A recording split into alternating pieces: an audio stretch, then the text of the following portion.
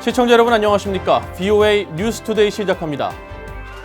일본 외무성이 공해상에서 불법 환적을 한 것으로 보이는 북한 선박을 포착해 공개했습니다. 해당 선박은 지난 7월에도 불법 환적한 정황이 포착됐는데 기존과 달리 이번에는 아예 대놓고 한낮에 불법 환적을 시도했습니다. 첫 소식 오택성 기자가 보도합니다. 유조선 왼편으로 작은 선박 한 척이 나란히 붙어 있습니다.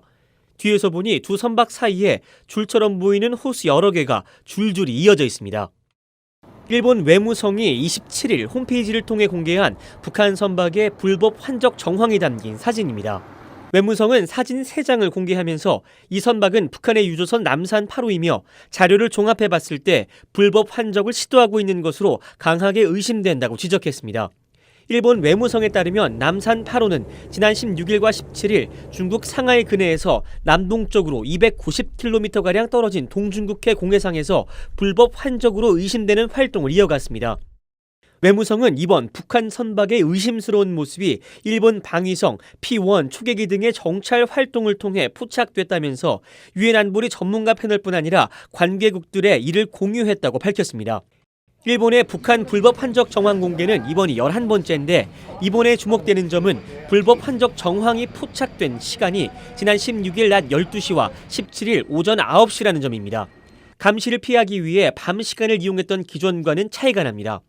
Their transfers at night or just before dawn to reduce the chances of surveillance detecting vessels.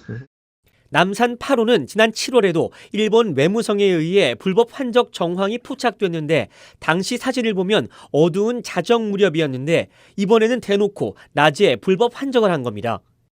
남산 8호는 유엔 안보리 전문가 패널이 제출한 지난 3월 연례 보고서와 9월 중간 보고서에서도 불법 환적이 지적됐었습니다. 지난 2월에는 미국 재무부가 특별 지정 제재 대상으로 지정하기도 했습니다.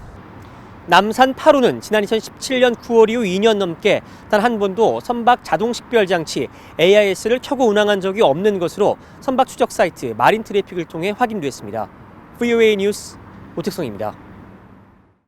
내년 11월에 치러질 미국 대선을 앞두고 민주당 내 주요 경선 후보들은 대북 정책에 관한 자신의 입장을 분명하게 밝히고 있습니다.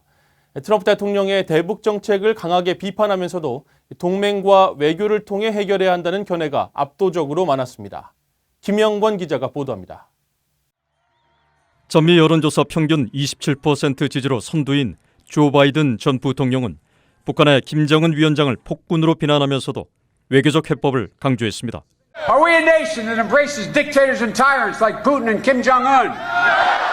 그러면서 자신이 대통령이 되면 트럼프 대통령처럼 김정은에 대한 러브레터는 없을 것이며 북한 비핵화란 공유된 목표 진전을 위해 협상팀에 힘을 실어줄 것이라고 말했습니다.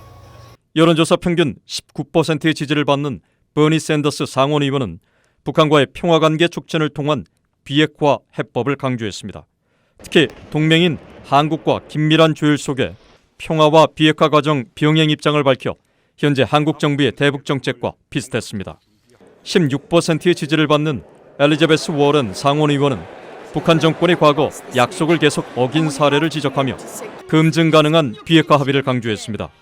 북한이 무기 증강이나 확산을 하지 않는 대가로 부분적이고 제한적인 대북 제재 완화를 검토할 준비도 돼 있다고 말했습니다.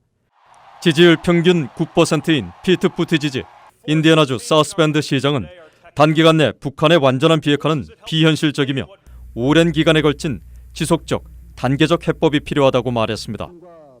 북한 당국이 핵물질 생산과 핵미사일 시험을 중단하고 이를 국제사찰단이 검증하는 대가로 일부 제재를 완화하는 초기 동결 합의를 지지하겠다는 입장도 보였습니다.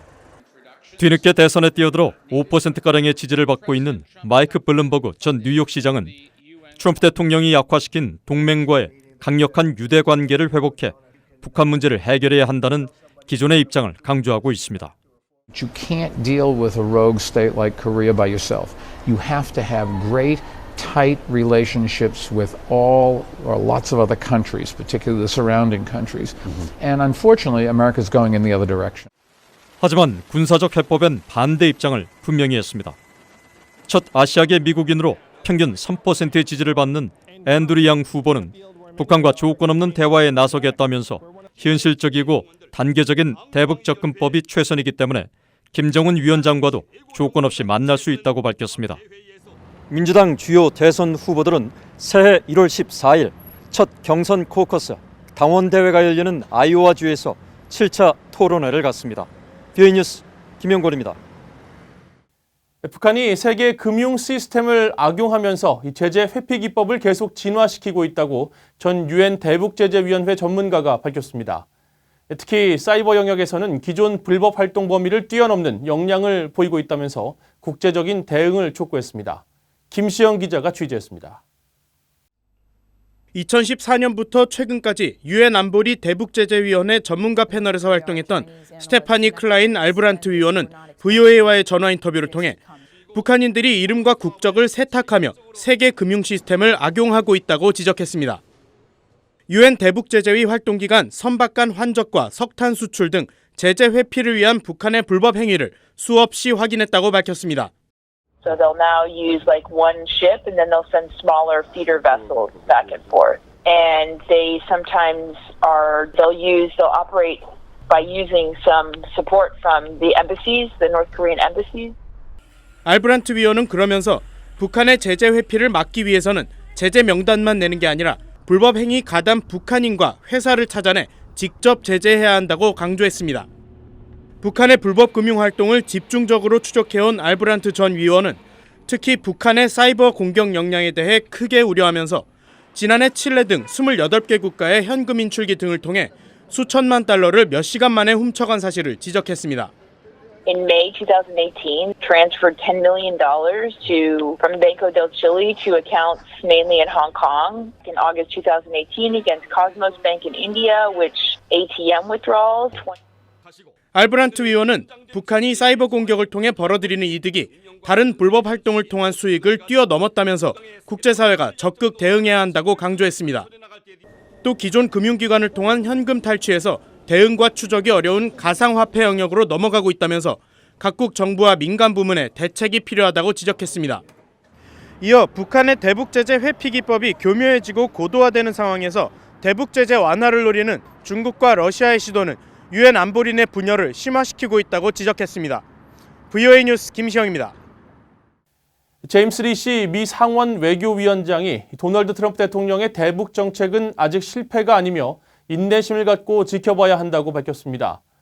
리시 위원장은 27일 자신의 지역구인 아이오와주 지역 언론과의 인터뷰에서 트럼프 대통령은 북한과의 대화를 통해 벼랑 끝에 서 있던 북한 문제를 올바른 방향으로 이끌어냈다며 역대 그 어떤 대통령보다 나은 결과를 가져왔다고 평가했습니다. 이어 일부에서 대북 정책 실패론이 나오고 있지만 인내심을 갖고 대화할 필요가 있으며 김정은 위원장은 자신의 할아버지, 아버지와는 조금 다른 독재자라고 말했습니다.